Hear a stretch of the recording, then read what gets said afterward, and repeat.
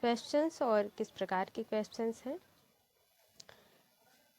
पहले क्वेश्चन की अगर बात कर ली जाए तो पहला क्वेश्चन है कि निम्न में से कौन सा नियम यह सुझाव देता है कि शरीर के विभिन्न अंग विकास के विभिन्न चरणों में भिन्न भिन्न दरों में विकसित होते हैं।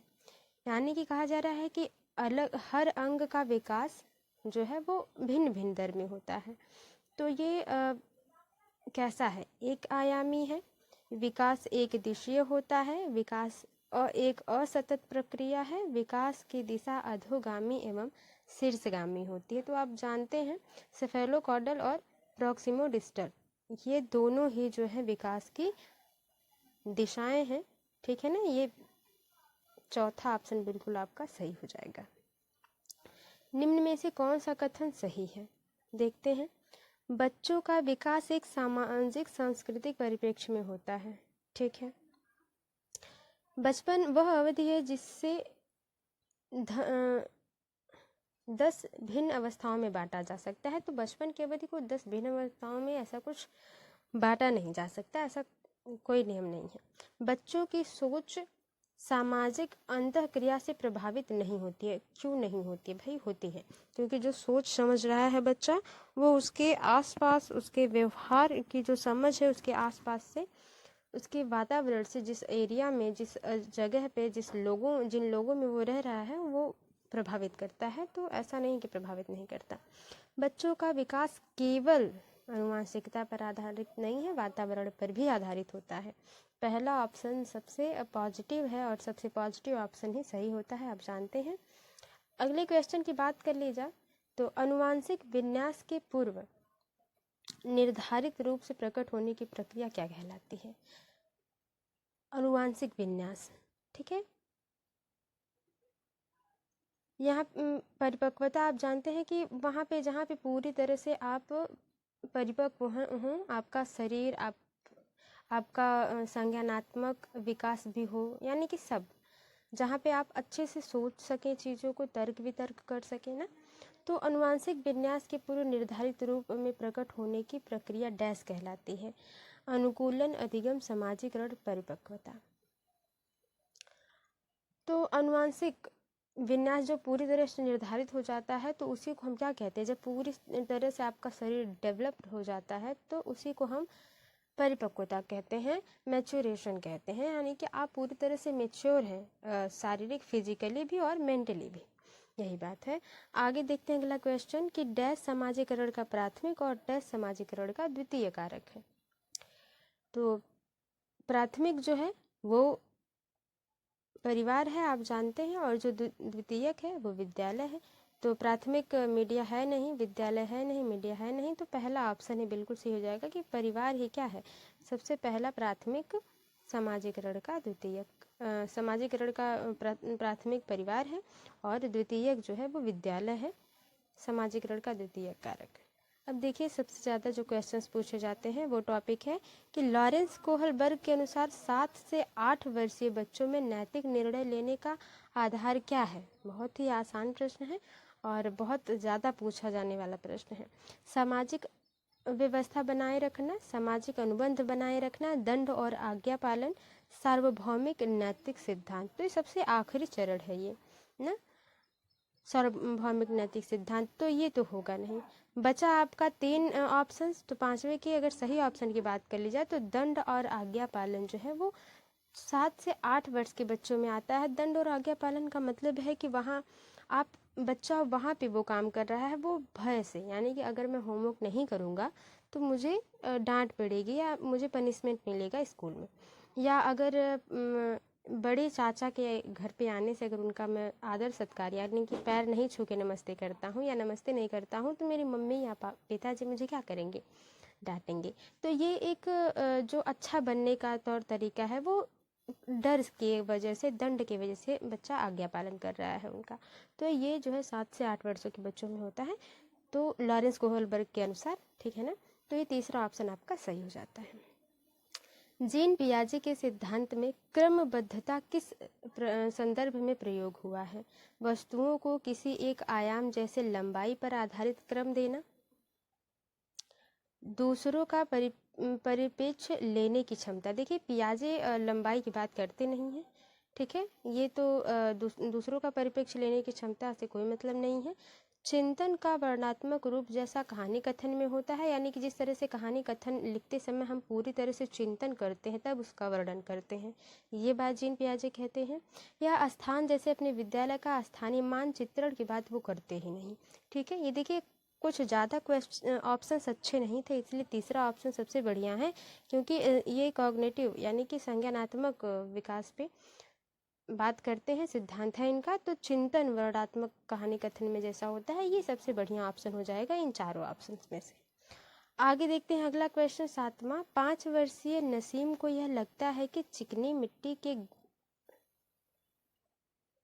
के गले नहीं गलाने, ठीक है ना, चिकनी मिट्टी के गोले, गोले होगा यहाँ पे, हाँ गोले होगा शायद। चिकनी मिट्टी के गोले को यदि दबाकर एक सांप के रूप में परिवर्तित करें तो चिकनी मिट्टी बढ़ जाती है, यानी कि चिकनी मिट्टी इतना ही है, अगर इसको हम दबा के, इस गोले को दबा के लंबा करेंगे, सांप के आकार में करें तो ये बढ़ जाती है। वो ये सोच रहा है कि मिट्टी ज़्यादा हो जाती है। जीन पियाजे के अनुसार उसकी इस सोच के पीछे कौन सा तर्क है? जीववाद वहाँ होता है जहाँ पे गुड़िया गिर जाने पे वो कहे, बच्ची कहे या बच्चा कहे कि रो रही है गुड़िया, इसको दवा लाना है मम्मी, गुड़िया को भूख लगी, इसको नहलाना है, ये सारी चीज़ें जीववाद होता है। तो इसमें ये बात तो हो नहीं रही क्वेश्चन में। केंद्रीयता, परिकल्पित निगमनात्मक संक्रात्मक परिणाम निकालना, तो कोई परिणाम निकाला नहीं जा रहा है, जीववाद इसमें है नहीं। केंद्रीयता, दूसरा ऑप्शन बिल्कुल सही हो जाएगा कि सेंट्रेशन है बच्चे में ना, बच्चा एक अपने माइंड को बस एक ही जगह स्थित ही कर पा रहा है, उसको अभी इतना ज्ञान नहीं है कि वो ये समझ सके कि मिट्टी इतनी है तो बढ़ाने से बड़ी कैसी होगी, उतनी ही मिट्टी से तो उतना बड़ा किया गया है ना। तो वो केंद्रित है, वो एक ही चीज़ पर स्थित कर रही है, वो ध्यान दे रही है कि पहले ये छोटा था फिर बढ़ाने से बड़ा हो गया, तो वो एक ही जगह पे केंद्रीकरण कर पा रहा है बच्चा, तो केंद्रीयता है।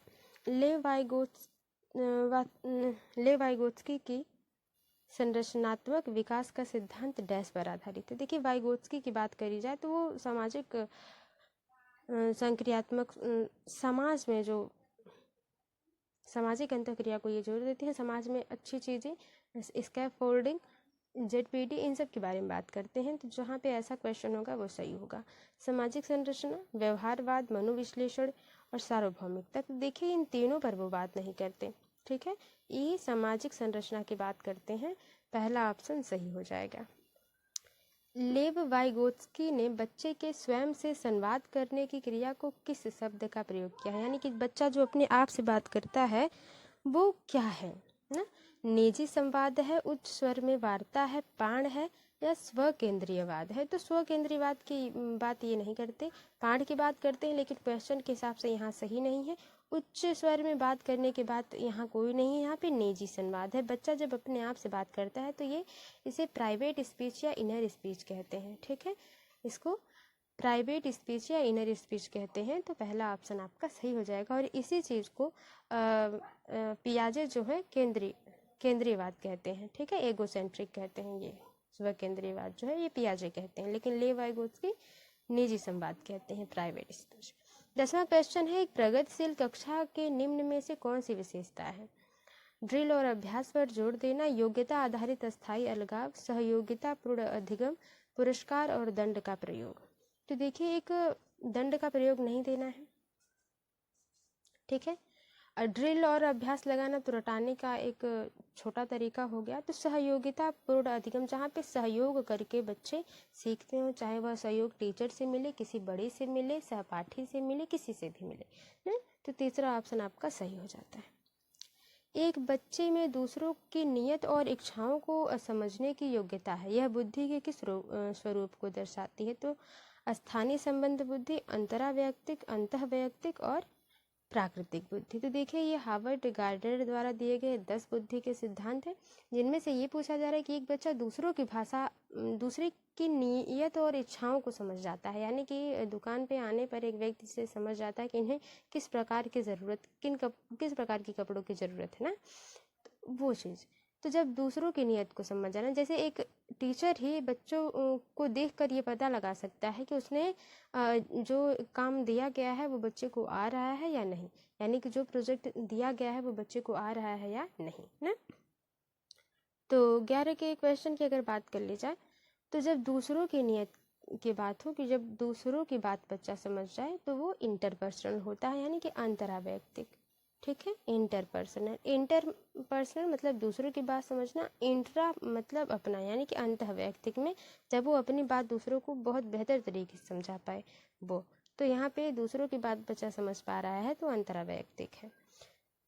राष्ट्रीय शिक्षा नीति 2020 में निम्न में से कौन सा कथन प्रस्तावित है? अपनी मातृभाषा में शिक्षित होना शैक्षिक और प्रौद्योगिक उन्नति में बाधक है। बाधक नहीं है भाई।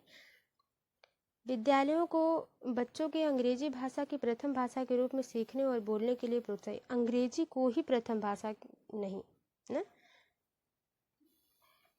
बाल विद्यार्थियों के लिए बहुभाषी होने के उच्च संज्ञानात्मक लाभ हैं। सही बात है, बहुभाषा अगर बच्चा बोलेगा, बहुत सी भाषाएं बच्चा बोलेगा तो इससे उनका लाभ ही है, तो ये कुछ सही है ना। द्विभाषी उपागम विद्यार्थियों में उलझन पैदा करता है, बाधा नहीं डालता है, यानी कि तीसरा ऑप्शन बिल्कुल सही है। यहाँ पे लाभ होता है, बाधा की बात सही नहीं है। अगला क्वेश्चन देखते हैं। जेंडर भूमिकाएं डैश हैं। जेंडर भूमिकाएं क्या है? अधिग्रहित व्यवहार, जन्मजात व्यवहार, जैविक संरचनाएं और आनुवांशिक निर्धारित। देखिए 13 के क्वेश्चन को अगर बात कर ली जाए तो जेंडर जो भूमिकाएं हैं, जो मेल फीमेल के इनके जो भूमिकाएं हैं अलग अलग क्षेत्र में, वो क्या है? अधिग्रहित व्यवहार है। समझ रहे हैं, इनको समाज के द्वारा दिया गया है। ये बायोलॉजिकली आपको नहीं मिलते ना। बायोलॉजिकली आपको कुछ हद तक कुछ अलगाव देखने को मिलेंगे, लेकिन ये नहीं है कि जेंडर भूमिका यानी कि लड़कियों को खाना ही पकाना है और लड़के ही सिर्फ जॉब पे जाएंगे या जेंट्स ही सिर्फ जॉब पे जाएंगे। ये जेंडर भूमिकाएं जो है अधिग्रहित व्यवहार है। हमने समाज जैसा हमें समाज ने कहा है हम वैसा ले लिए हैं ना, हमने वैसा ले लिया है अपने मन से या अपने हिसाब से, हमने कुछ नहीं किया, तो वो अधिग्रहित व्यवहार है। ठीक है, यानी कि लड़का जो है अगर वो गांव में या कहीं पे भी घर में अगर अपना झाड़ू लगा देता है, पोछा लगा देता है, तो तुम लड़के हो तुम ये करोगे, लड़कियां ये काम करती हैं। तो ये जो जेंडर भूमिकाएं हैं वे समाज के द्वारा दी गई हैं, अधिग्रहित व्यवहार है। इन्हें बायोलॉजिकली ये हमें नहीं मिले हैं। सतत एवं समग्र मूल्यांकन का प्राथमिक उद्देश्य क्या है? यानी कि पूरी तरह से सतत सभी चीज़ पर बच्चे के शारीरिक, संज्ञानात्मक और मानसिक इन तीनों पहलुओं पर बच्चों के जहाँ पर ध्यान दिया जाएगा वही उद्देश्य सही होगा। बच्चों के प्रदर्शन की एक दूसरे में तुलना करना नहीं, छात्रों की समझ को आंकना और पाठ्यक्रम तथा शिक्षा शास्त्र को इनके अनुसार रूपांतरित करना। किनके अनुसार? छात्रों के अनुसार। छात्रों के अनुसार ही सब कुछ है तो बेहतर है, तो यही उद्देश्य बढ़िया लग रहा है। फिलहाल और देख लेते हैं। छात्रों का उनके प्रदर्शन के अनुसार वर्गीकरण नहीं करना है, सफल और विफल घोषित नहीं करना है। दूसरा ऑप्शन बिल्कुल सही हो जाएगा, जहाँ पे छात्रों के हिसाब से नियम कानून बदल दिए जाएं और लचीलापन हो अनुशासन में या रूल्स नियम कानून में विद्यालयों के, वो सही होगा। अपनी कक्षा के लिए मूल्यांकन पद्धति तय करने से पहले एक शिक्षक को किन बातों पर विचार करना चाहिए? मेरे अलावा इन परिणामों का उपयोग कौन करेगा? अच्छा, इस पे विचार करना चाहिए कि जो अभी मैं काम कर रहा हूँ या कर रही हूँ वो मेरे अलावा कौन करेगा या मेरे अलावा कौन देखेगा। ये विशिष्ट, ये भी उतना सही नहीं है, किस पर विचार करना चाहिए। विशिष्ट छात्रों के अधिगम वक्र का पता लगाने का सर्वोत्तम तरीका क्या है? अच्छा, ये इस बात पर ध्यान देना चाहिए कि जो विशेष बच्चे हैं, यानी कि या तो जो बहुत बढ़िया है पढ़ने में या तो जो एकदम विशेष कर हैं, उन पर सर्वोत्तम तरीका लगाया जाए कि उन्हें क्या नुकसान है, क्या मदद क्या दी जा सकती है। तो ये कोई कुछ खास रहा नहीं। कौन सा तरीका अध्यापिका को स्वयं की शिक्षा शास्त्र पर चिंतन में मदद करेगा? अध्यापिका अपने शिक्षा शास्त्र के लिए चिंतन करेगी, तो ये उतना बढ़िया लगा नहीं। शिक्षक को ऐसा विचार करना चाहिए कि मैं क्लास में किस प्रकार से बच्चों को पढ़ाऊँ, कि ये बच्चे बढ़िया हों, बच्चों के बारे में सोचना है, ये नहीं कि उनके शिक्षा शास्त्र के बारे में सोचना है। कौन सी विधि छात्रों को उच्चतम अंक पाने में मदद करेगी? तो अगर इसकी बात कर ली जाए तो प्रीवियस ईयर क्वेश्चन से है और इसका अंक समान दिया गया है, तो इसको माना है ऐसा कि ये क्वेश्चन ही कुछ इधर उधर से उन्होंने बना दिया है ताकि इसका कोई ऑप्शन ही सटीक नहीं मिलता अगर आप इसको समझेंगे तो ना क्वेश्चन के हिसाब से, क्योंकि शिक्षक को क्या विचार करना चाहिए इन चारों ऑप्शन में से बहुत बढ़िया ऑप्शन कोई नहीं है, तो इसलिए इसके लिए समान अंक सभी लोगों को दिए गए हैं। तो ये विवादित क्वेश्चन में रहा। आगे चलते हैं, अगले क्वेश्चन में देखते हैं। समावेशी शिक्षा से अभिप्राय है, आर्थिक रूप से कमजोर वर्ग का आरक्षण केवल सरकारी विद्यालयों में ही उपलब्ध करवाया जाए ना, तो केवल सही नहीं है। दिव्यांग छात्रों को सिर्फ विशेष विद्यालयों में ही शिक्षा दी जाए, क्यों? अगर विशेष विद्यालय उनके एरिया में नहीं है तो वो उन विशेष विद्यालयों के लिए कहाँ जाएंगे? ऐसी बात नहीं है। सरकारी विद्यालय में केवल अंग्रेजी भाषा पढ़ाई जाए, ऐसा जरूरी नहीं है। योग्यताओं से परे होकर सभी बच्चों की गुणवत्तीय शिक्षा उपलब्ध कराए, बिल्कुल। वो क्या योग्यता है उनकी, वो चल फिर सकते हैं या बोल नहीं सकते या सुन नहीं सकते अच्छे से, इन योग्यताओं को छोड़िए, जो सबसे बेहतर शिक्षा हो उन्हें उपलब्ध कराई जाए। और बच्चा जिस प्रकार से उनका माइंड होगा, एवरेज होंगे बच्चे या कुछ बच्चे माइंड सेट के इतने स्ट्रांग होते हैं, उन्हें चीज़ें जल्दी समझ में आती हैं, तो बच्चे अपने हिसाब से सीख लेंगे। चौथा ऑप्शन बिल्कुल सही है। पर कथन और असर्शन से क्वेश्चन है, ए और आर, असर्शन और रीजन से।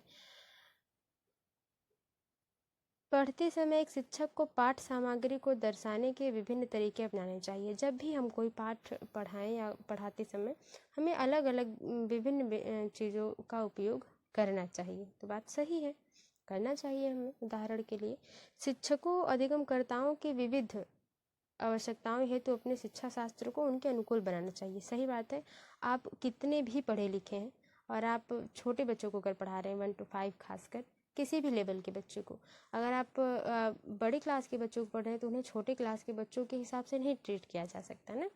उन्हें लेक्चर विधि ही बढ़िया रहेगी ताकि वो अच्छे से अपने से नोट बना लें, समझ लें ना। लेकिन बच्चों के हिसाब से आप अपने शिक्षा शास्त्र को कमज़ोर और कठोर बनाएं।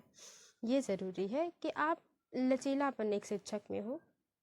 तो ए और आर दोनों सही हैं और ए आर की सही व्याख्या करता है, जो कि ए में है, सही हो जाएगा।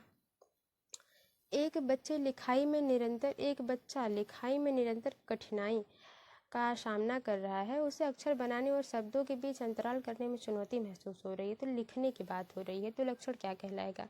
फिलहाल पठन वैकल्य, आलेख वैकल्य है। तीसरा इसमें होगा गणन वैकल्य। ठीक है, मैं लिख दे रही हूँ गणन वैकल्य, इसमें थोड़ी सी मिस प्रिंटिंग है। और चौथा है आपका ADHD, यानी कि ध्यान एवं अतिसंक्रियता विकार, अटेंशन डिफिसिट हाइपरसिविटी डिसऑर्डर जो होता है वो ना। एक इसे हिंदी और इंग्लिश जैसा आपको सही लगे आप अपने हिसाब से इसको देख लीजिएगा। फिलहाल 18 के सही ऑप्शन की बात कर ली जाए तो हाँ, लिखने की बात हो रही है, जो कि दूसरा ऑप्शन है आलेख, लिखने से ना, डिस्ग्राफिया जिसे आप कहते हैं, सही हो जाएगा दूसरा ऑप्शन। 19 क्वेश्चन की बात कर ली जाए, विद्यार्थियों में व्यक्तिगत विभिन्नताओं को पूरा करने के लिए एक शिक्षक को क्या करना चाहिए? मानकीकृत पद्धति और आकलन के तरीके नहीं, मानकीय पद्धतियों का इस्तेमाल नहीं करना है।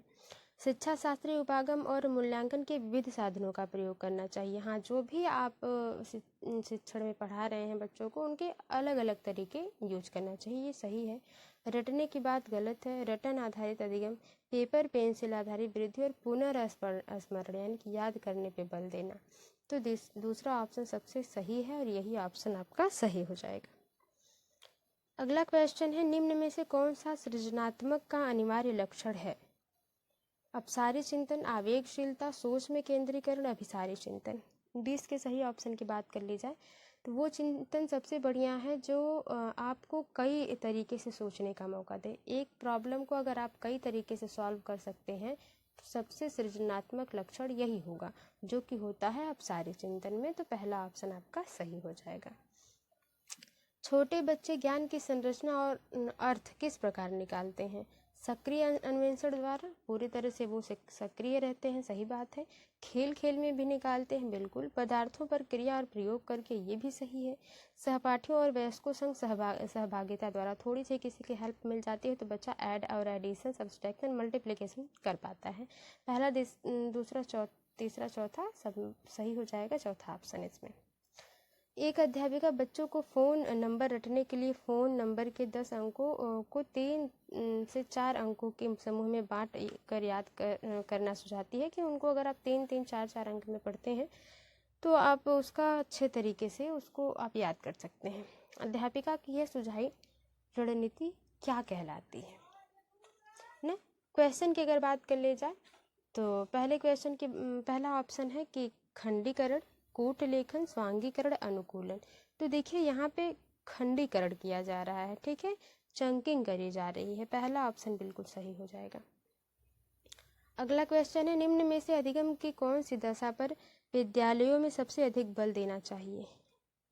परिवेश से सहभागिता द्वारा कौशल और ज्ञान का अर्जन। हाँ, उनके आसपास पड़ोस में जो उन्होंने सीखा है उससे उन्हें थोड़ा ज्ञान का अर्जन करवाना चाहिए, ये तो सही है। वस्तु को रटना सही है, निष्क्रिय अनुकरण नहीं करना, उद्दीपन की बात सही नहीं उतनी होती है। यहाँ पे सबसे परफेक्ट ऑप्शन पहला हो जाएगा। 24 क्वेश्चन है कि निम्न में से कौन सा युग्म, ठीक है, कौन सा युग्म सामाजिक संरचनात्मक उपागम के अनुसार छात्रों के पढ़ने को सुसाध्य करता है? पहला है, यानी कि वो निगेटिव पॉजिटिव दोनों तरीके से अगर सोच पाते हैं बच्चे ना, तो वो सबसे बढ़िया होगा। पहला है कि सलमा विद्यार्थियों को नए शब्द सीखने के लिए फ्लैश कार्ड का उपयोग करती है और उनके सही उत्तरों के लिए उन्हें ट्रॉफी देकर पुरस्कृत करती है। यानी कि बच्चा न भी चाहे तो वो ट्रॉफी पाने के लिए पढ़ेगा ना।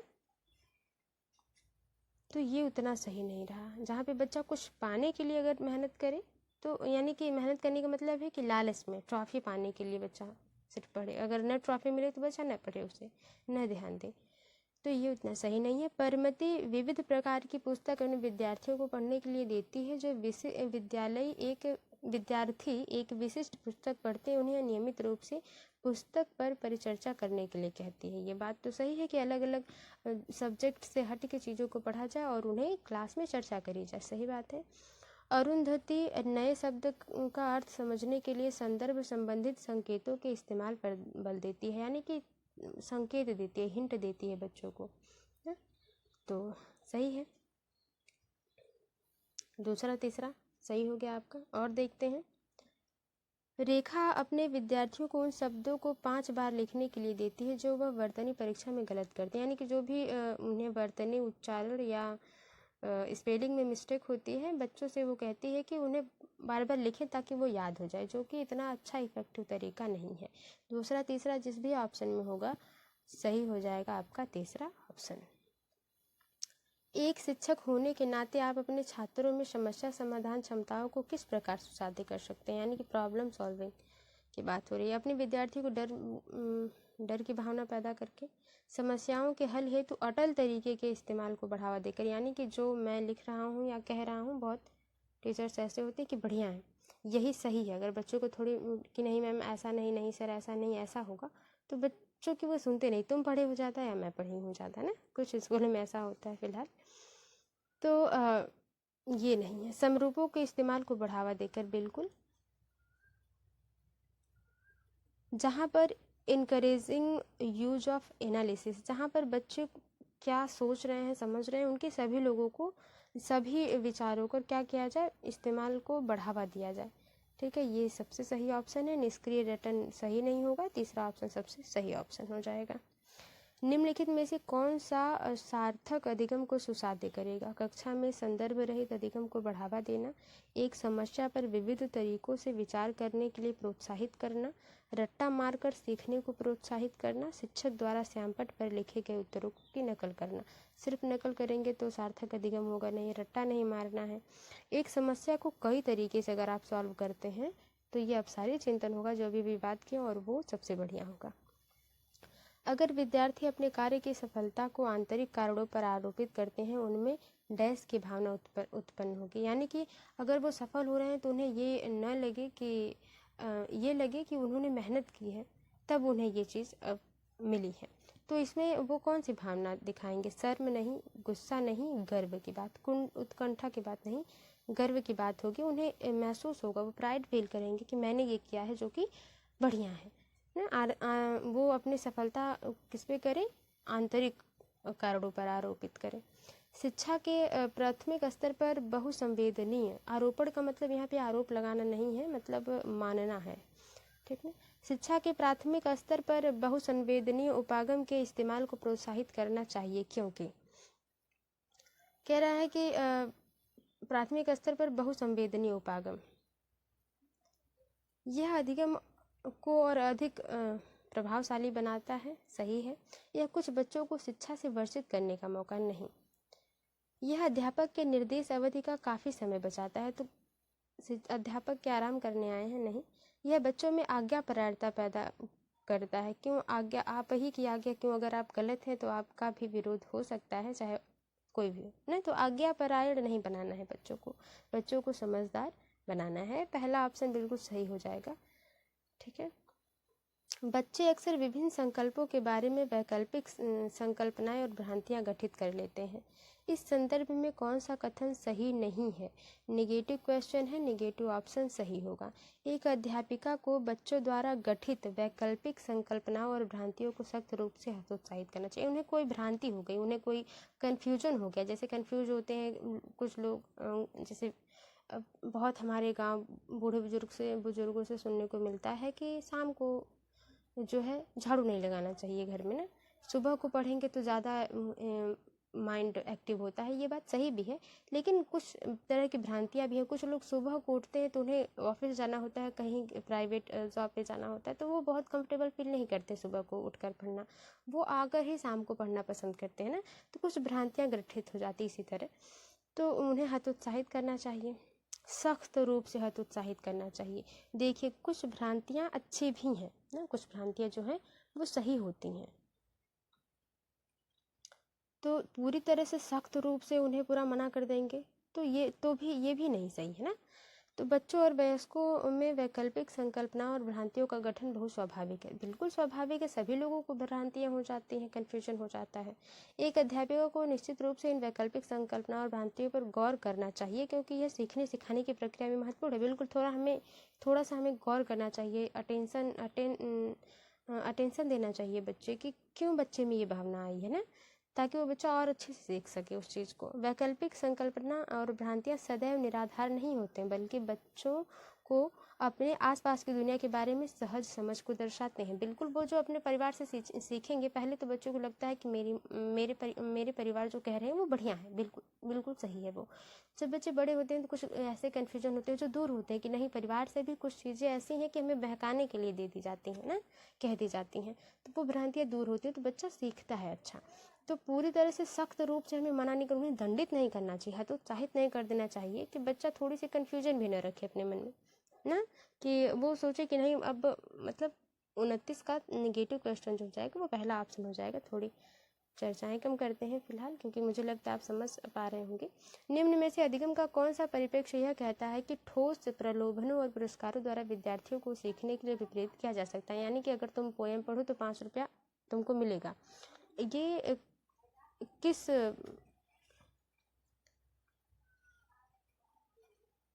विद्यार्थियों को सीखने के लिए विपरीत करेगा? तो इसमें क्या दिखाया जा रहा है, ठीक ना, ये पूछा जा रहा है। ये मानवतावादी कहते हैं व्यवहारात्मक है या संज्ञानात्मक है, सामाजिक सांस्कृतिक है? तो ये सामाजिक सांस्कृतिक, ये संज्ञानात्मक है। क्या है? संज्ञानात्मक है।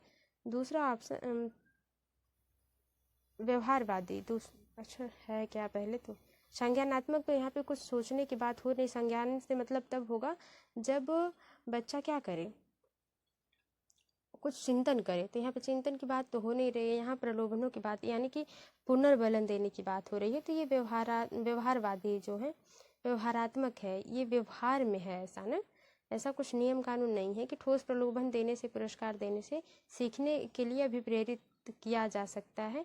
उनके व्यवहार में ना, जैसे कि अगर तुम अच्छा पढ़ोगे तो तुम एक अच्छी जॉब कर सकते